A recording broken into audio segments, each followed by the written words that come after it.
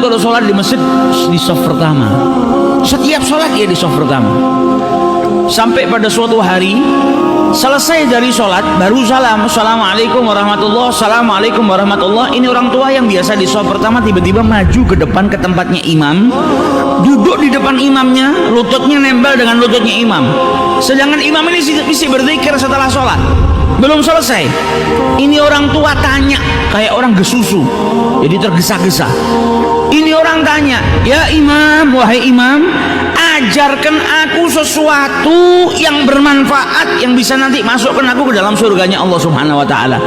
Ajarkan aku apapun itu, sesuatu yang bermanfaat.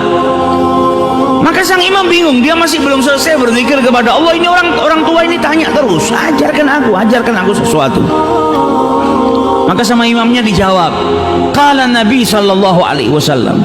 Nabi sallallahu alaihi wasallam bersabda, kalimatan, ada dua kalimat, habibatan ilar rahman, sangat dicintai oleh yang maha pengasih lagi maha penyayang.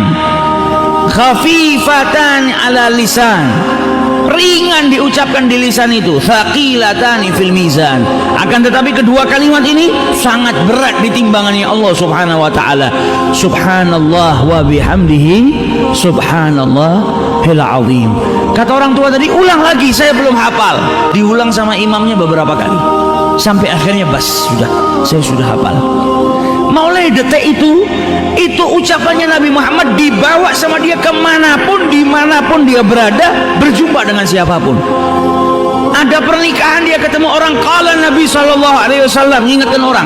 Ada dua kalimat dicintai sama Allah, ringan di lisan tapi berat di timbangan, subhanallah wa bihamdi subhanallahil azim.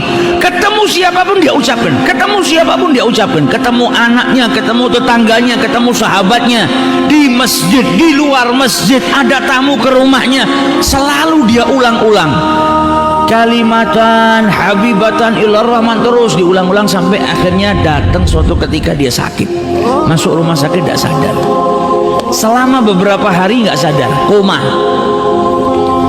Sampai ketika keluarganya semua berkumpul, di saat dia dalam keadaan kritis, tiba-tiba yang sudah beberapa hari nggak buka matanya, tiba-tiba lelaki tua tadi membuka matanya. Maka keluarganya bahagia, nunggu ayahnya sudah koma dalam keadaan tidak sadar beberapa hari, tiba-tiba buka matanya. Dokternya pun gembira. Ketika dokternya hendak memeriksa, si pasien tua tadi dipegang sama yang tua tadi.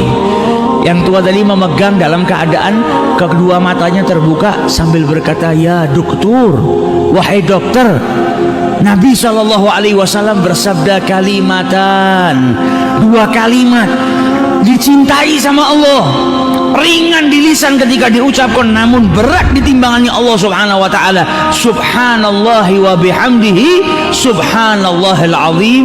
Ketika itu meninggal dunia, meninggal dalam keadaan mengucap subhanallah wa bihamdihi subhanallahil azim. Mata ala husnil khatimah.